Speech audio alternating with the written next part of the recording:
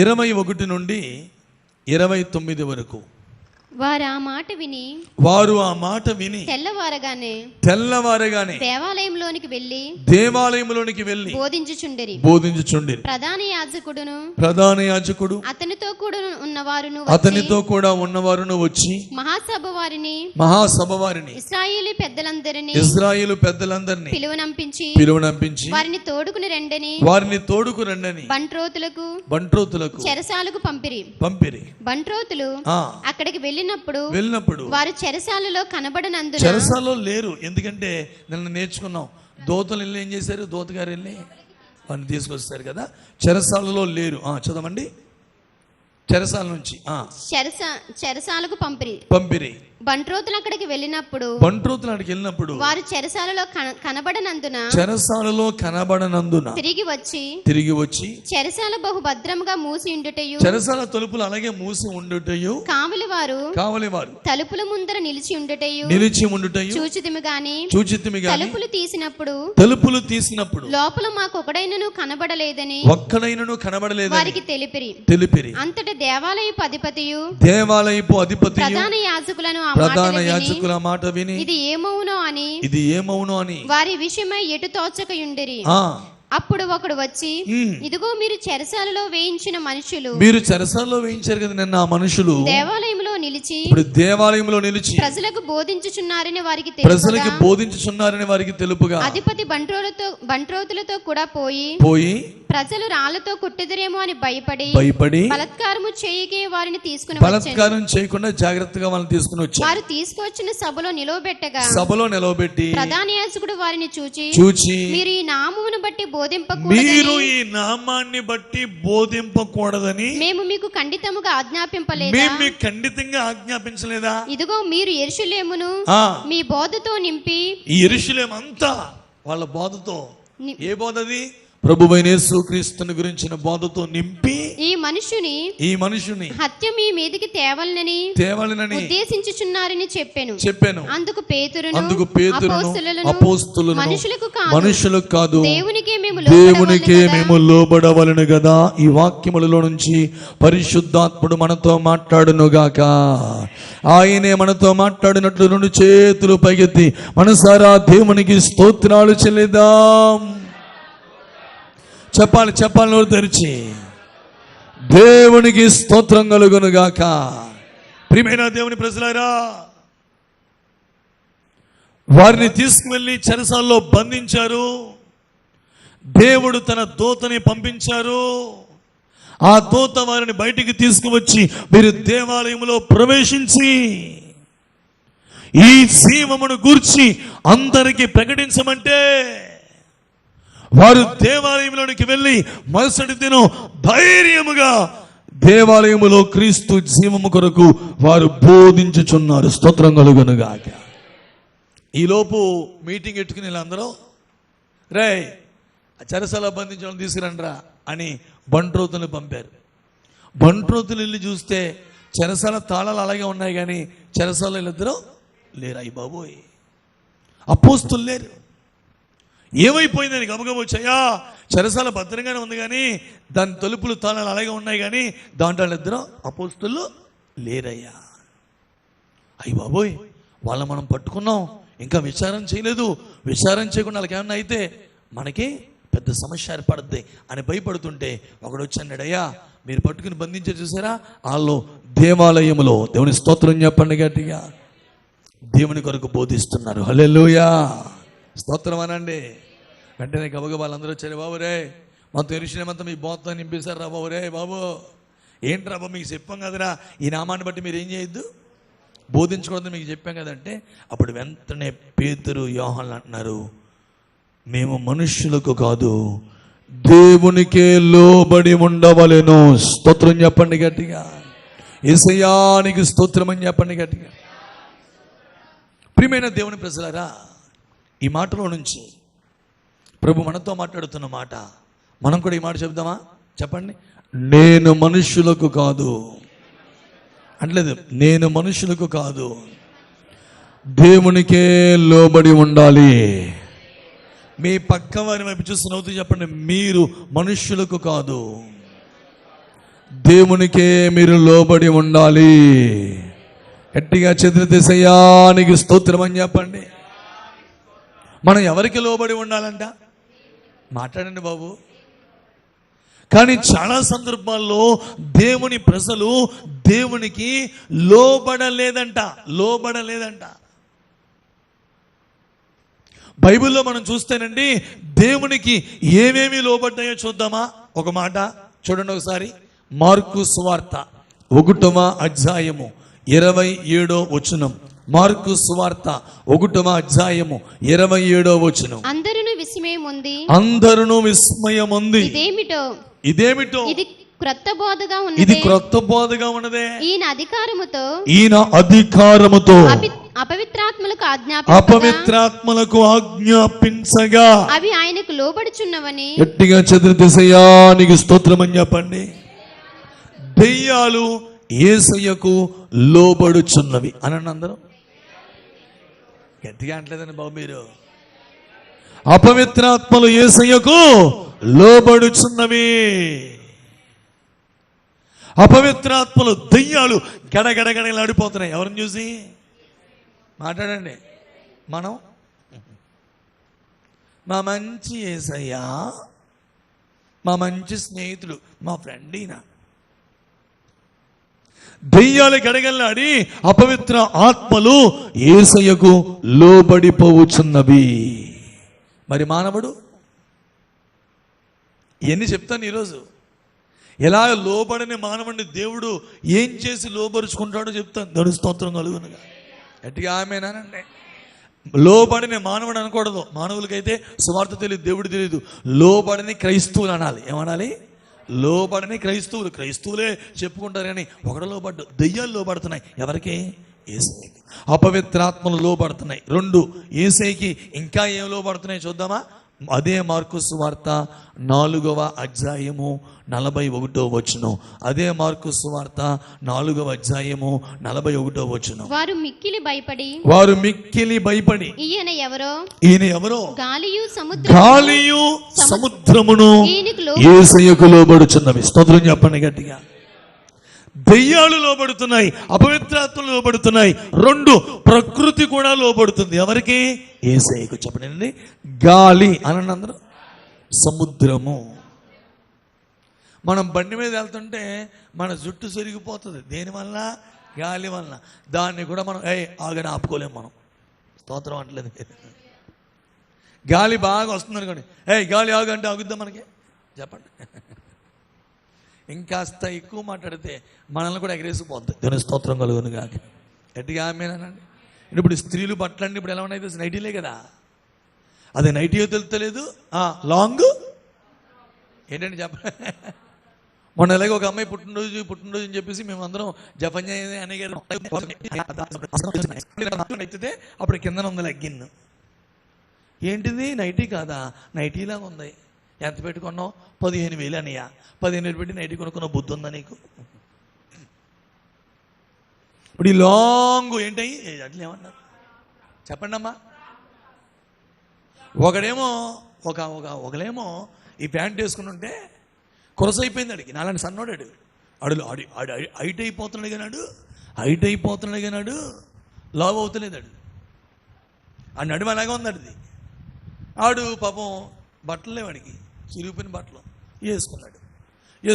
Pant ఇక్కడ దాకా వచ్చింది. ఎలా వచ్చిందండి? మాట్లాడండి. ఆడు మరి మన దగ్గర బట్టలు చిరిగిపోయిన బట్టలు, పోనీ నేను సన్నగా ఉన్నానులే అని ఇటువంటి బట్టలు వేసుకుని రోడ్డు మీద తిరుగుతున్నాడు. దాన్ని చూసి వాళ్ళు ఫోటో తీసి టిక్ పని తీసి ఇప్పుడు అందరు ప్యాంట్లు ఏమవుతున్నాయి? మాట్లాడదాం. అందరు ప్యాంట్లు ఏమవుతున్నాయి? చెప్పండి, పర్లేదులే. మొగోలు ప్యాంట్లు పైకి వెళ్ళిపోతున్నాయి. అంటే మాకు చిన్నప్పుడు కురస ప్యాంట్లు వేసుకోండి సిగ్గు. పిల్లలు సాధారణంగా ఎదిగిపోతుంటారు కదా, వాళ్ళకి నడుము పెరగదు. హైట్ ఏమవుతుంది? ఎట్టకపోయినాల్లో పెరిగిపోతుంటారు. ఈ కురస ప్యాంట్ వేసుకుంటే దాన్ని ఫోటో తీసి ఇప్పుడు అందరు చూడండి. ఎవడి మామూలు ప్యాంట్ కొనుక్కుందామని వెళ్తేనే గారు మామూలు ప్యాంట్లు దొరుకుతలేదు. మొగోళ్ళకి కూడా అన్నీయే. ఆడలకు కూడా మొత్తం లెగ్గిల నుండి ఫస్ట్ లెగ్గిల కింద దాకుండి ఇప్పుడు ఏమేని ఆ కింద ఇంత మొక్కెందుకు వేస్ట్ అని కట్ చేసి పడేసి షార్ట్లు చేసి పడేసాడు. అదే లెగ్గిన్నాడు. రేడిపోయింది. దానికి ఏం పేరు పెట్టాడమ్మా? అంతకుముందు 500 ఉండేది, ఇప్పుడు 2000. ఏంటనుకన్నా అదే ఎందుకే ఆడికి క్లాత్ మిగులుతుంది అడిగి. స్తోత్రం అంటలేదు. ఈ బట్టలు వేసుకుని మనం వచ్చేస్తాం అడిగే. మా అయ్యగారు ఏమనుకోరు, ఏం పట్టుకుని వచ్చేస్తాం. ఇట్లా ఖండించాను కదా పాస్టర్ గారు. బైబిల్ ఏం చెప్పింది? మందిరానికి వచ్చినప్పుడు నీ వస్త్రధారణ ఎలా ఉండాలన్నాడు. మందిరానికి వచ్చినప్పుడు నీ అలంకరణ ఎలా ఉండాలని చెప్పాడు. పరిశుద్ధమైన అలంకరణ కలిగి ఉండమన్నాడు.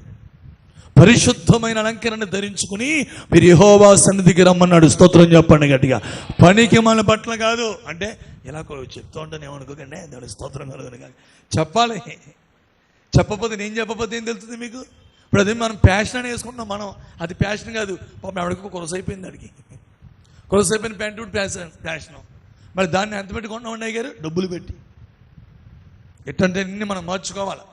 మనము లోకమునకు వెలుగై ఉన్నాము. స్తోత్రం కలుగును గాక. జీవవాక్యాన్ని చేతబట్టుకుని అనేకులకి వెలుగునిచ్చే క్రీస్తు బిడ్డలముగా ఉన్నాము. స్తోత్రం కలుగును గాక. మన వస్త్రధారణ చూసి అనేకులు నేర్చుకోవాలి. నేను జీన్ ప్యాంట్ టీ షర్ట్ వేసి హల్లెలూయా అనలేనప్పుడు ఇక్కడ చెప్పండి. మంచి జీన్ ప్యాంట్ ఒకటి వేసుకుని మంచి టీ షర్ట్ ఒకటి వేసుకుని హల్లెలూయా అనే వాక్యం చెప్పలేను, నేను చెప్పలేనా? అదే వేసుకుని వస్తే నేనే నేర్పినట్టు ఇంకా పాస్టర్ అయ్యండి. పాస్టర్ అంటే మాదిరి కదా, నేను ఇంకేం నేర్పాను నీకు? తల్లిదండ్రులుగా మన పిల్లలకి ఏమి నేర్పాలి? తల్లిదండ్రులే సరైన బట్టలు వేసుకోకపోతే పిల్లలు ఇంకేం వేసుకుంటారు? దేవుడు మనల్ని అందరినీ అట్టి విషయాల్లో గొప్ప మార్పుని కలగజేయను గాక. గట్టిగా ఆమేన్ చెప్పండి. చేతులెత్తి గట్టిగా స్తోత్రం అంటలేదు మీరు? చెప్పండి గట్టిగా స్తోత్రం అని. గాలియు సముద్రము దేవునికి లోబడిపోతుంది. దెయ్యాలు లోబడిపోతున్నాయి. ఈ లాంగ్ ఫ్రాక్ వేసుకుని గాలి నేను అన్నాం అనుకో, ఏం చేస్తుంది? మొత్తం ఎగరేసిపోతుంది. ఇప్పుడు గౌన్లు వచ్చినాయి, ఏంటి తెలిసిన? పారాషూట్ అంట. తెలుసా మీకు? అదే పారాషూట్ అదే అంటారు కదమ్మా. అంటే ఏంటి తెలుసండి? ఇక్కడ నుంచి మొత్తం ఎలా ఉంటుందండి అయ్యారు? ఇక్కడ నుంచి మొత్తం ఎక్కడ ఉన్నాం? అదే మరి మనం ఎక్కడ ఉన్నాం?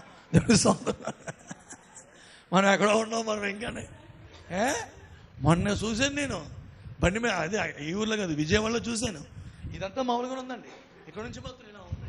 అంటే అమ్మాయి వస్తే గుమ్మం సరిపోదు. ఆ అమ్మాయి వస్తే 10 మంది ప్లేస్లో ఆ అమ్మాయి ఉంటుంది. ఆ డ్రెస్ అనమాట. ఇప్పుడు గాలి వచ్చిందనుకో, ఏ సునాములో గాలి అంటే ఇది ఎగిరిపోతాయి. స్తోత్రం చెప్పండి గట్టిగా. గట్టిగా ఆమేనండి. ఏసైకండి అమ్మా ప్రకృతి లోబడింది, దెయ్యాలు లోబడతాయి, మనుషులు ఏం చేయట్లేదు. ఇంకేం లోబడతాయంట? మనకు కూడా ప్రభు అన్నాడు ఒక మాట. లూకా సువార్త 17వ అధ్యాయము 6వ ప్రభు మీరు ఆవగించంత విశ్వాసము గలవారైతే ఈ కంబలి చెట్టును చూచి. కంబలి చెట్టు అనండి అందులో ఏంటండి? ఈ కంబలి చెట్టును చూచి నీవు వేళ్లతో కూడా పెళ్ళగింప. కంబలి చెట్టు నువ్వు వేళ్లతో పెళ్ళగించబడి సముద్రములో నాటబడుమని. సముద్రంలో ఏదైనా దొంగేసాం అనుకోండి, కెరటాలకి ఏం చేస్తుంది? అది కొట్టుకుని నాటపడద్దా ఇసుకలో? మీరు ఆవగింజంత విశ్వాసము కలిగి ఈ కంబల చెట్టుతో వేర్ల మట్టికి నువ్వు లేచి సముద్రములో నాటమని చెబితే ఆ కంబల చెట్టు మీకు లోబడుచున్నది. స్తోత్రం చెప్పండి గట్టిగా. గట్టిగా ఆమేనండి. స్తోత్రం అంటలేదు మీరు? దురాత్మలు దెయ్యాలు దేవునికి లోబడుతున్నాయి. వినండి. 2 ప్రకృతి గాలియు సముద్రము దేవునికి లోబడుతుంది. 3 వృక్షములు చెట్లు కూడా దేవుడికి లోబడుతున్నాయి. మానవుడు దేవునికి లోబడడం లేదు. ఎన్నోసార్లు దేవుడు చాలా బాధపడ్డాడండి.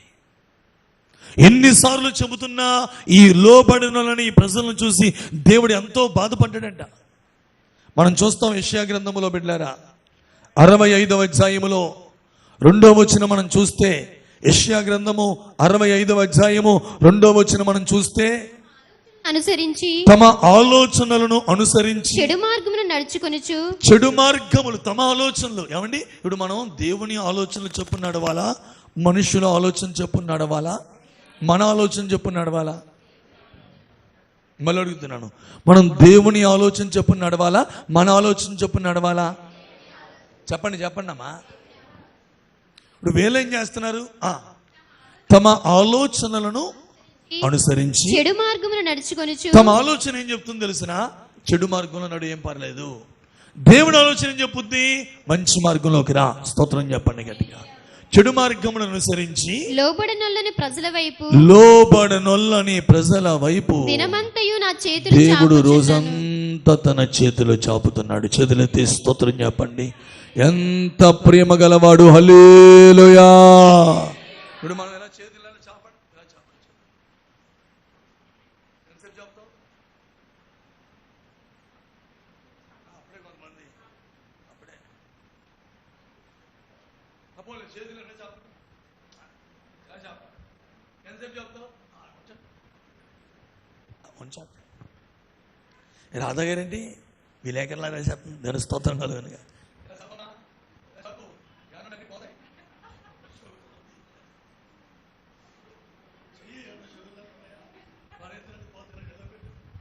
ఎంతసేపు పెడతావు? మీ ఆయన గారు పోలీసు కదా, చూద్దాం అసలు నీది పోలీస్ బాడీ కదా. దాని స్తోత్రం చెప్పండి కానీ గట్టిగా ఆమెనానండి. అయిపోయి చాలాసేపు పెట్టించింది ఇది.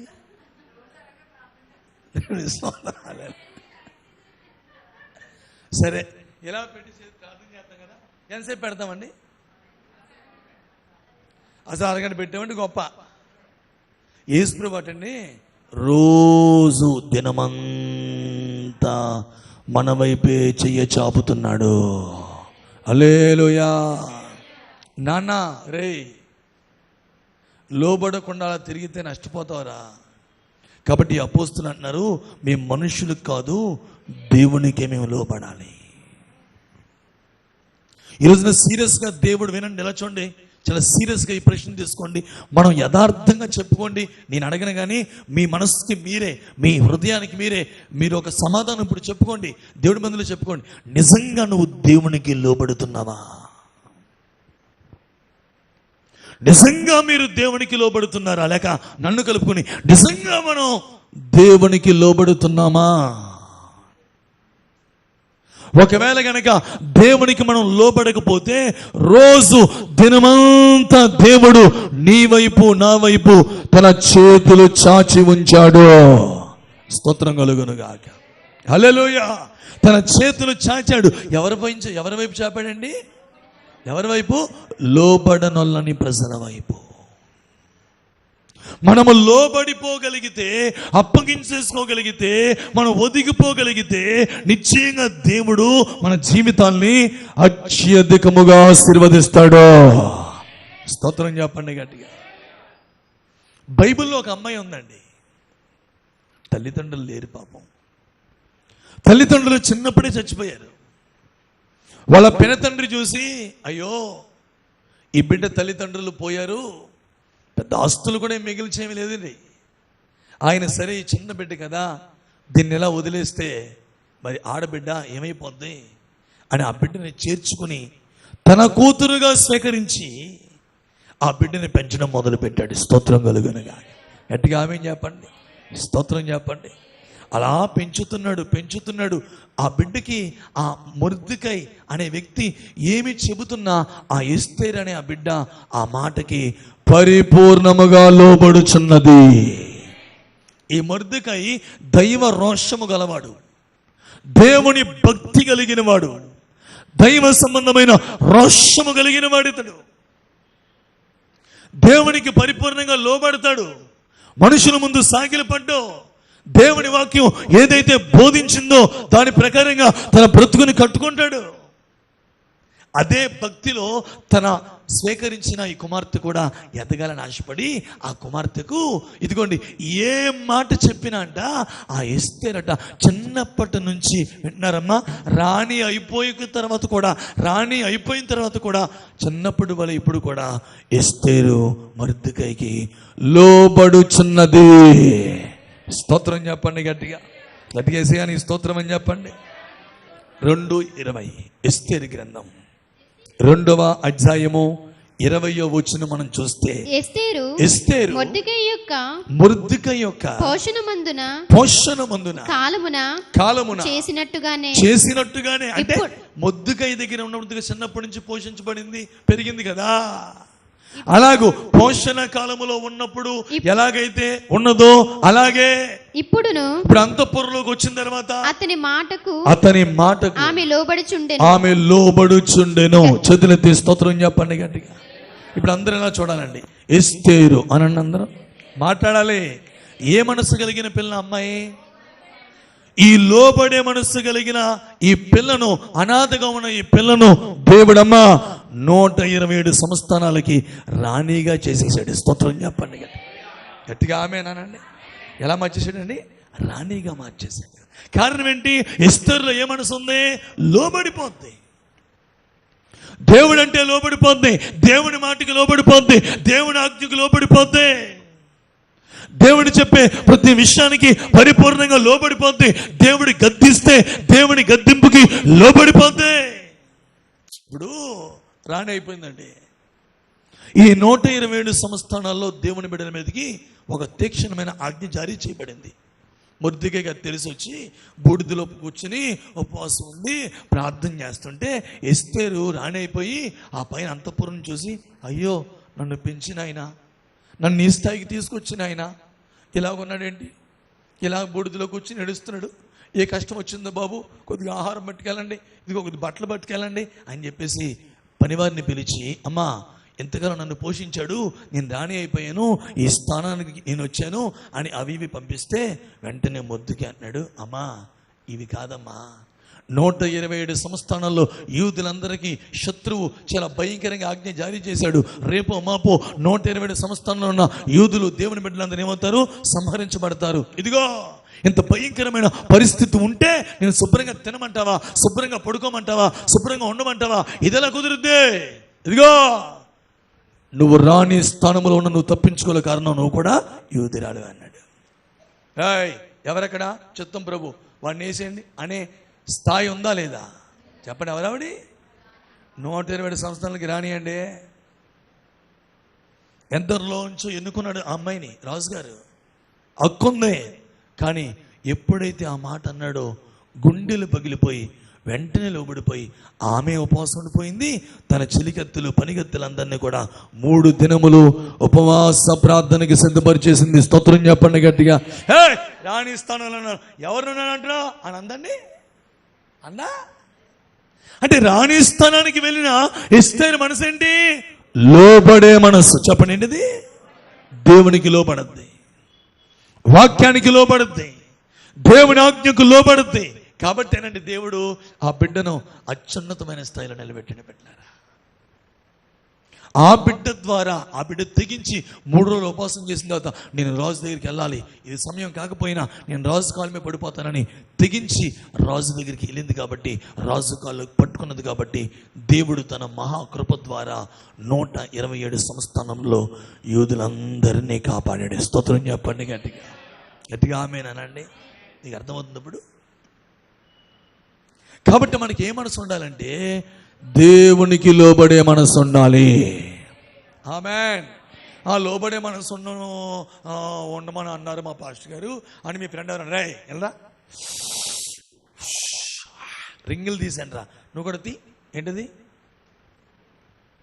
కాల్చురా, ఏ మాటనవా, పీల్చు, కాల్చు, తాగు. ఏంటిది? సిగరెట్. అయ్యగారు చెప్పారు లోబడమన్నారు, దా బావా ఇవి అని. అంటే లోబడమన్నారు, లోబడే మనసు ఉండాలి కదా అని చెప్పేసి ఎవరి దగ్గర పడితే దాని దగ్గర కాదు. నీకు పాయింట్ అర్థమైంది ఇప్పుడు? లోబడే మనసు ఉండాలని చెప్పేసి పాపం చేద్దాం రా, అది అలా చేద్దాం రా, రే ఆడిని పట్టుకుని కొట్టేసి ఆడి మెల్ల బంగారం చైన్ ఉంది, ఆడి దగ్గర 2 సెల్ ఫోన్లు ఉన్నాయి, 2 గుద్దులు గుద్దా, నేను రాను బాబాయ్. విజయబాబు గారు ఏం చెప్పారు? లోబడమని చెప్పారా? ఆయన దగ్గర ఆడి గుద్దేసి ఆడి దగ్గర చైన్ లాగేసి ఫోన్లో పట్టిపోయారనుకో, దొంగతనం చేశారనుకో, పోలీసులు వెళ్తారు ఆడి దగ్గరికి. ఆ నెల లోపరచాలి, లోపరుస్తారు. స్తోత్రం చెప్పండి గట్టిగా. అంటే తప్పుడు కార్యాలలో, అపవిత్రమైన కార్యాలలో లోబడుట కాదు. దేవుని స్తోత్రం చెప్పండి గట్టిగా. గట్టిగా ఆమేనండి. దైవ సంబంధమైన అనండి అందరూ. చెప్పాలి ఏంటండి? దైవ సంబంధమైన. చెప్పండి ఏంటండి? దైవ సంబంధమైన. దేవుని వాక్యానికి, దేవుని క్రమానికి, సంఘ క్రమాలకి అమ్మా ఎవడైనా లోబడకపోతే ఏం చెప్పాడు తెలిసిన? దైవజనులంట వాక్యం చెప్తున్నారట, దైవజనులంట కొన్ని మాటలు చెప్తున్నారంట. ఈ మాటలు చెప్తుంటే ఎవడైనా లోబడకపోతే ఏం చెప్పాడో చూద్దాం. తెస్సలోనికి రాసిన 2వ పత్రిక 3వ అధ్యాయము 14వ వచనం. తెస్సలోనికి రాసిన 2వ పత్రిక 3వ అధ్యాయము 14వ వచనం. ఈ పత్రిక మూలముగా మేము చెప్పిన మాటకు ఎవడైనను లోబడని మేము చెప్పిన ఈ బోధకు, మేము చెప్పిన ఈ వాక్యమునకు, మేము చెప్పిన ఈ అపోస్తుల బోధకు ఎవడైనను లోబడని ఎడల లోబడకపోతే అతనిని కనిపెట్టి వాడెవడో. ఇప్పుడు సంఘానికి మీరందరూ వస్తున్నారు, ఎవరో దేవుని వాక్యానికి లోబడుతున్నారు, ఎవరో దేవుని వాక్యానికి లోబడడం లేదు అని కనిపెట్టాలా వద్దా?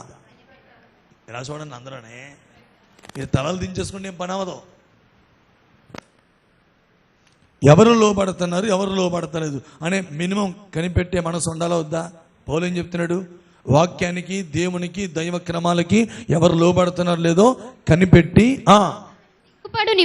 అతడు సిగ్గుపడే నిమిత్తము అతనితో సాంగత్యము చేయకూడదు. అతనితో ఏం చేయకూడదంట? ఇప్పుడు ఒక వ్యక్తి ఉన్నాడండి, ఎంత చెప్పినా లోబడతలేదు.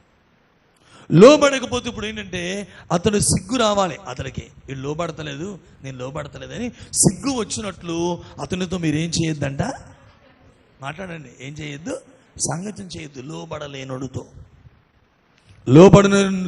ఏం చేయొద్దు? సాంగత్యం చేయొద్దని చెప్పాడు. కానీ మీరు అతన్ని శత్రువని చదువమ్మా.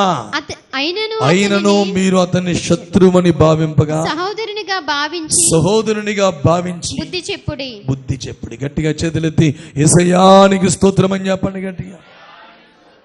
ఇప్పుడు దేవుడి మాటకి లోబడతలేదు అనుకో, వాళ్ళని మనం ఏం చేయాలి? సాంగత్యం చేయకుండా వాళ్ళతో. సాంగత్యం అంటే అర్థం ఏంటి? ఏంటమ్మా? స్నేహం, ఫ్రెండ్షిప్. మేము ఫ్రెండ్షిప్ ఉండే ఈ ఫ్రెండ్షిప్ చేయకుండా, అలాగని వాళ్ళని ఫ్రెండ్షిప్ మానేసి శత్రువుగా భావించకుండా ప్రేమగా, ఇలా కాదండి సిస్టర్ గారు, బ్రదర్ గారు మీరు లోబడతలేదండి, దేవుడు ప్రతిరోజు ఇలా మాట్లాడుతున్నాడు. ఇందులో బ్రదరు నాతో అంటున్నారు, బ్రదర్ అంటున్నారు కలిస్తే, అయ్యగారు దేవుడు మీ ద్వారా మాట్లాడుతున్న మాటలు వింటున్నప్పుడు ఎంత కఠినాత్ముడికైనా గుండెల్లో ఏం పుట్టాలా? భయం పుట్టాలా?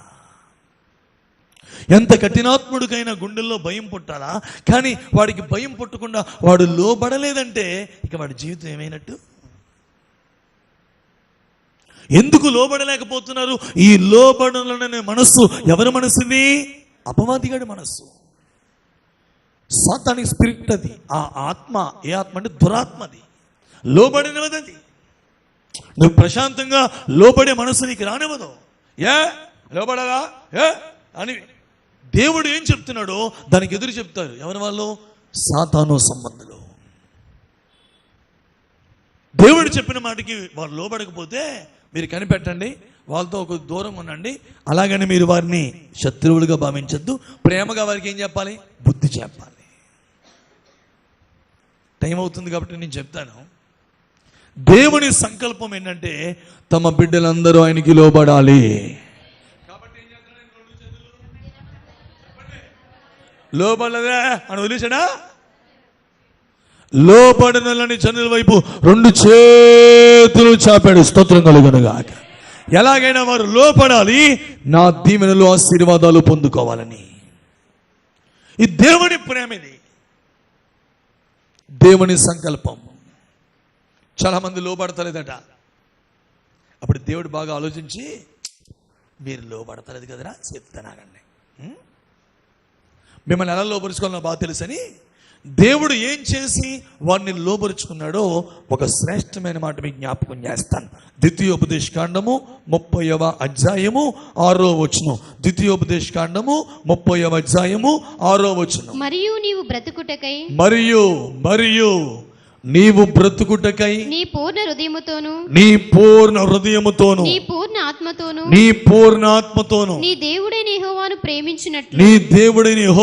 ప్రేమించినట్లు నువ్వు బ్రతకాలంటే పూర్ణ హృదయముతోను పూర్ణ ఆత్మతోను నీ ప్రభువును నువ్వు ప్రేమించినట్లు నీ దేవుడైన యెహోవా తనకు లోబడుటకు తనకి లోబడ్డానికి నీ హృదయమునకును నీ హృదయానికి నీ సంతతి వారి హృదయానికి సున్నతి చేస్తాడు. స్తోత్రం చెప్పండి గట్టిగా. ఆమె అంటలేదు. మీరు శరీరానికా హృదయానికా? సింపుల్గా చెప్తాను, చూడండి. ఎందుకు హృదయానికి సున్నతి తెలిసిన? నీవు లోబడినట్లు. దేనికంట చెప్పండి? అంటే లోబడకుండా దేవుడు ఎంత చెప్తున్నా, దినమెల్ల 2 చేతులు చాపినా ఆడు లోబడకుండా నాటకం ఆడుతూ ఉంటే దేవుడు ఏం చేస్తాడు తెలిసిన? హృదయానికి సున్నతి చేస్తాడు. అనండి అందరూ. సున్నతి అంటే అర్థం ఏంటి? గాయం. తెలుసా మీకు సున్నతి అంటే? అంటే సున్నతి అంటే చాలా అర్థాలు ఉన్నాయి. ఎగస్ట్రాన్ని కత్తిరించడం, ఇవన్నీ నేను గతంలో చెప్పుకుంటూ వచ్చాను. ఇప్పుడు దేవుడు ఈ రోజున మనం తీసుకోవలసిన సున్నతి అంటే, అమ్మా సున్నతి అంటే తెలుసు కదా, కట్టింగ్. ఏంటండి? కట్ చేయగానే గాయం అవుద్ది. అంటే దేవుడికి లోబడాలని మన హృదయానికి, మన గుండెలకి దేవుడు కావాలని గాయాలు పెడుతున్నాడంట. స్తోత్రం చెప్పండి గట్టిగా. గట్టిగా ఆమె చెప్పండి. ఏం పెడుతున్నాడంట? దేనికి? శరీరానికి గాయం పెడితే సరిగ్గా లోబడతలేదు. ఆ గాయానికి ఏం వేస్తున్నాం? ట్యాబ్లెట్ వేస్తున్నాం, ఇంకేదో రాస్తారు, గమ్మే ఆయింట్మెంట్. అది ఏంటి? దాని పేరేంటండి? ఏదో రాసేసి కట్టికట్టేస్తాం. దేనికి? దేనికి గాయం అయితే? శరీరానికి గాయం అయితే అని అబ్బా అని గుడ్డగట్టేసి కట్టికట్టేస్తున్నారు. ఇక నాలంటాడానికి గాయం అయితే కారం పెట్టేసి కట్టేస్తాను. నన్ను స్తోత్రం చెప్పండి. కానీ ఏం పెట్టేస్తాను? నిజమే. నా గాయం అయితే కారం వేసేసుకొని కట్టేసుకుని ఉండి ఇంకా అదే అంతే. అప్పుడు వచ్చొద్దు నొప్పి, మంట, గంట అన్నీ. ఇక మళ్ళీ మనసులో నుంచి ఉండదు. స్తోత్రం చెప్పండి. కానీ దెబ్బకి ఎండిపోద్ది అంతే. అల్లు చెప్పండి. నా బోటుడైతే దీన్ని కట్టేసి మళ్ళీ తిరిగేసి లోబడుతున్నది. కాబట్టి ఎలా కాదురా, ఇలా లోబడాలంటే ఏం చేయాలనుకుంటే తెలిసిన దేవుడు వాళ్ళ హృదయాన్ని గాయపరచాలనుకున్నాడు. ఇప్పుడు ఎలా చూడండి అందరూ, హృదయానికి గాయమైతే వెంటనే ఏం చేస్తావు? హృదయానికి గాయమైతే వెంటనే నీకు ఎవరు గుర్తొస్తారు? హృదయానికి గాయమైతే వెంటనే అడుగొచ్చేస్తావు. హృదయానికి గాయమైతే వెంటనే ఏం చేస్తావు?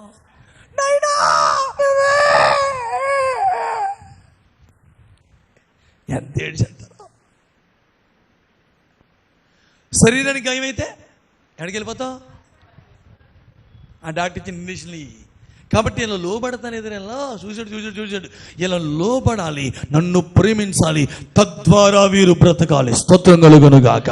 పూర్ణ హృదయంతో నన్ను ప్రేమించి తద్వారా వీరు బ్రతకాలి. కాబట్టి వీరు నాకు లోబడాలంటే ఇప్పుడు వీళ్ళకి ఏం చేద్దాం? ఇలా హృదయానికి ఏం పెడదాం? గాయం పెట్టేద్దాం.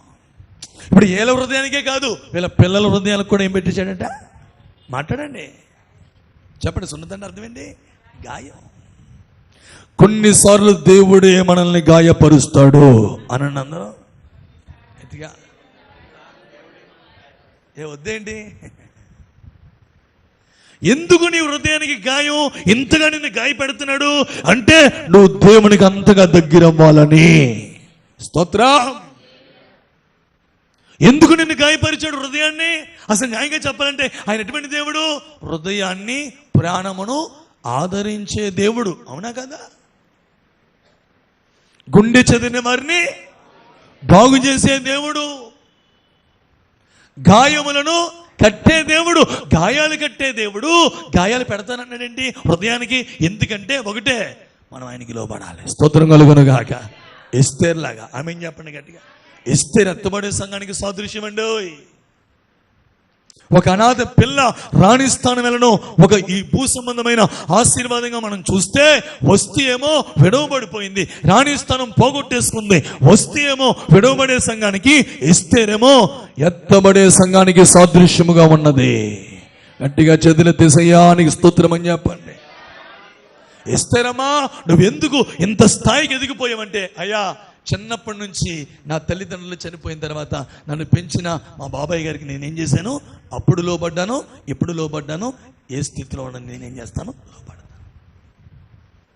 అంటే ఎత్తబడే సంఘానికి ఉండే అద్భుతమైన క్వాలిటీ ఏంటంటే లోబడే మనసు. స్తోత్రం చెప్పండి గట్టిగా. గట్టిగా ఆమేనండి. ఏ మనసు? ఎంతమంది ఎత్తబడే సంఘంలో ఉందామని ఆశపడుతున్నారు?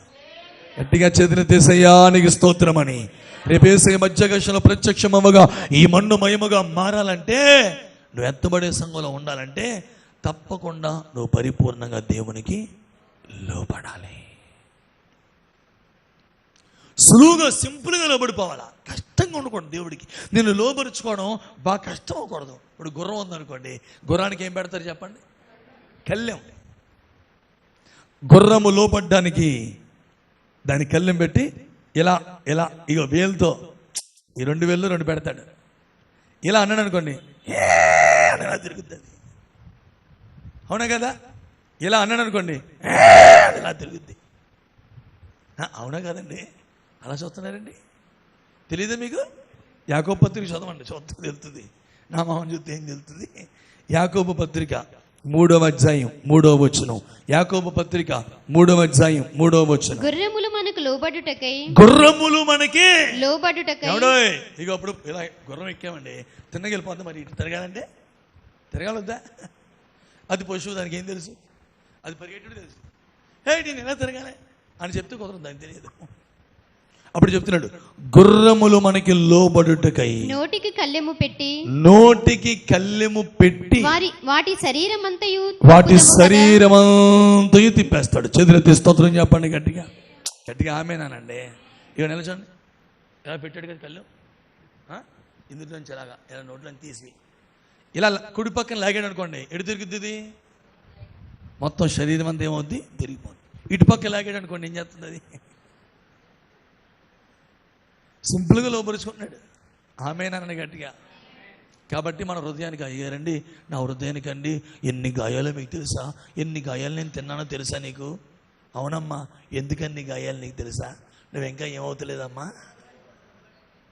త్వరగా లోబడిపోయి మనకు గాయాలన్నీ మానిపెడతాడు. స్తోత్రం చెప్పండి గట్టిగా. హల్లెలూయా. బ్రదర్ నువ్వు కూడా అన్నయ్య అయ్యారండి, బ్రదర్ నాకు ఎన్ని గాయాలు తెలుసా? ఎన్ని హృదయానికి బ్రదర్, శరీరానికి ఏమొచ్చినట్టు తట్టుకోగలను కానీ బ్రదర్, హృదయానికి వస్తే నేనేం చేయలేను బ్రదర్. ఏం చేయలేను బ్రదర్, తట్టుకోలేను బ్రదర్. నిజమే బ్రదర్. హృదయానికి ఎందుకు గాయం పెట్టాడు తెలిసినా? మనం ఏమవ్వాలని? లోబడాలని. దేవుడికి ఎలా లోబడిపోవాలో తెలుసా మనం? అమ్మా చూడండి, దేవుడికి మనం ఎలా లోబడిపోవాలని దేవుడు కోరుకున్నాడంటే, యాకోబు పత్రిక 3వ అధ్యాయం 17వ వచనం. యాకోబు పత్రిక 3వ అధ్యాయం 17వ వచనం. అయితే పైనుండి వచ్చే జ్ఞానం మొట్టమొదట పవిత్రమైనది. చూడండమ్మా, పైనుండి వచ్చే జ్ఞానం అనండి అందరూ. అంటే దైవ జ్ఞానం అనండి అందరూ. చెప్పండి, దైవ జ్ఞానము గలవారు. మనం లోక జ్ఞానం పొందాలా, తత్వజ్ఞానం పొందాలా, దైవ జ్ఞానం పొందాలా? చాలా మందికి లోక జ్ఞానం ఉంటుంది, తత్వజ్ఞానం ఉంటుంది. అబ్బో మామూలుగా ఉండదు. ఒకరికి ఒక జ్ఞానం. పైనుండి వచ్చే జ్ఞానము మొట్టమొదట పవిత్రమైనది, తరువాత సమాధానకరమైనది. రెండవది ఈ పైనుండి వచ్చే జ్ఞానం అంటండి ఎప్పుడు దేన్ని కోరుకుంటూ తెలుసునమ్మా? అమ్మ వినండి, దేన్ని కోరుకుంటుంది? సమాధానాన్ని కోరుకుంటుంది. సమాధానమైనది, మృదువైనది. మూడవది మృదువుగా ఉంటదంట. ఆ జ్ఞానం ఎలా ఉంటది? మృదువైనది, సులభముగా లోబడునది. నాలుగవది సులభముగా లోబడునది. లోబడిపోతాం. స్తోత్రం చెప్పండి గట్టిగా. ఏ జ్ఞానం పొందిన వాళ్ళు మాట్లాడండి. ఇప్పుడు అందరూ ఎలా చూడండి, దేవునికి మనము సులభంగా లోబడుతున్నామా, కష్టంగా లోబడుతున్నామా? కాబట్టి అపోస్తులు అంటున్నారు, ఏమంటున్నారు? మేము మనుషులకు కాదు దేవునికే లోబడి ఉండాలి. ఎలా లోబడిపోవాలి? సులభంగా. ఒక్క మాట చెబితే స్తోత్రం అంటలేదు మీరు, గట్టిగా ఆమేనండి. హల్లెలూయా. స్తోత్రం చెప్పండి. లోబడనలని జనులు. కాబట్టేనండి చాలా విషయాలు చెప్పాడు, నష్టాలు కూడా చెప్పాడు. ఎన్నిసార్లు గద్దించినను లోబడని వానికి.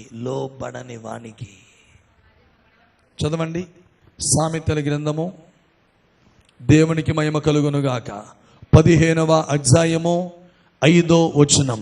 సామెతల గ్రంథము 15వ అధ్యాయము 5వ వచనం. మూఢుడు తన తండ్రి చేసే శిక్షను తిరస్కరించును. గద్దింపునకు లోబడేవాడు బుద్ధిమంతుడు. 29:1 చదువునన్నా, 29:1 చదువు ఒకసారి. ఎన్నిసార్లు గద్దించినను లోబడని వాడు. చెప్పండి, లోబడినవాడా లోబడనివాడా? ఇలా అందరూ చూడండి, ముగింపులు చెప్పండి. దేవుడు మనల్ని అనేకమైన సార్లు గద్దిస్తున్నాడా లేదా? చెప్పండి. ఈ పైనుంచి వచ్చిన దైవ జ్ఞానం సులువుగా లోబడిందా, కష్టంగా లోబడిందా? సులభముగా లోబడిపోయింది.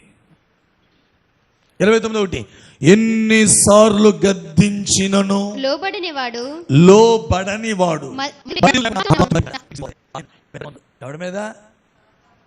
సిటీ సిరిగిపోయినోడి మీద.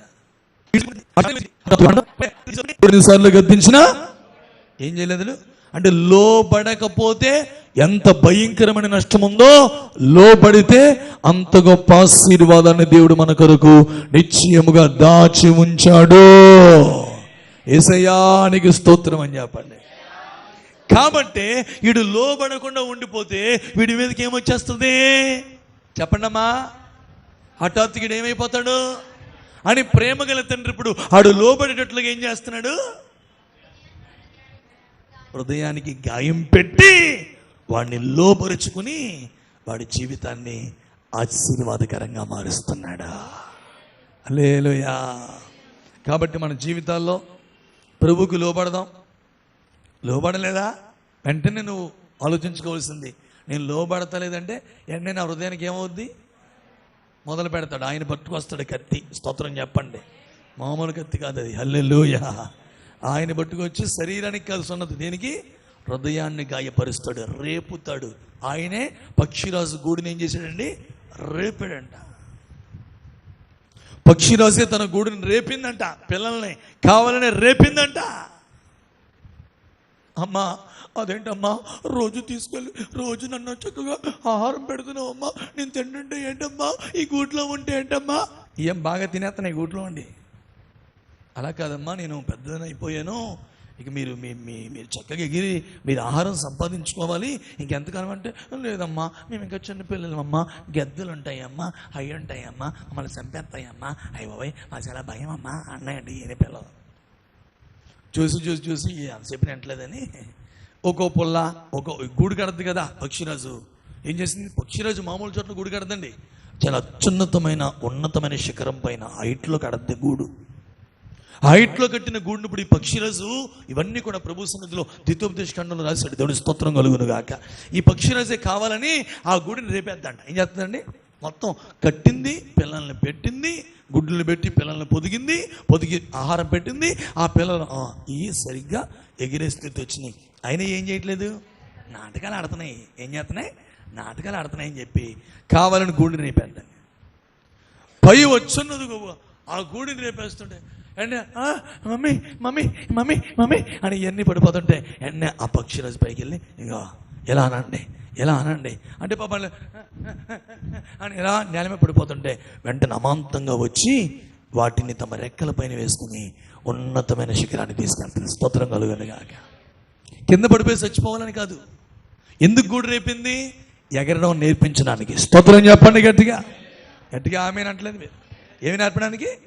మళ్ళీ ఆ పైకి తీసుకెళ్ళి మమ్మీ అయిపోయి మమ్మల్ని చంపేస్తాం అనుకున్నాం మమ్మీ, చాలా మంచిదనే మమ్మీ, అమ్మాయి అంటే మళ్ళీ సడన్గా మళ్ళీ వదిలేద్దాయి. మళ్ళీ అంటే మళ్ళీ అమాంతంగా వచ్చి వాటిని రెక్కల మీద మోసుకెళ్తుంది. అలా చేసి వాటికి ఎగరడం వచ్చేదాకా స్తోత్రం చెప్పండి గట్టిగా. నీకు అంటదే మీరు వెళ్ళండి. ఇప్పుడు అవి కూడా చక్కగా తమ తల్లి వలె ఇవి కూడా ఎగురుతున్నాయి. ఎందుకు ఇప్పుడు ఆ గూడుని రేపింది? మాట్లాడతలే మీరు. ఎందుకు ఆ గూడుని రేపింది? వాళ్ళమ్మ కన్న తల్లే కదా, ప్రేమ లేదా? ఎందుకు రేపింది అంటే ఎగురుటను ఆ పిల్లలకి నేర్పించడానికి. అలాగే తండ్రి ఎందుకు నీ హృదయానికి సంద చేశాడు? ఎందుకు నీ గుండెని గాయపరుస్తున్నాడు? ఎందుకు నీ హృదయాన్ని గాయపరుస్తున్నాడు అంటే, ఎందుకు నీకు గాయమవుతుందంటే నువ్వు ఇంకనూ యేసయ్యకి లోబడ్డానికి. అలా లోబడదాం.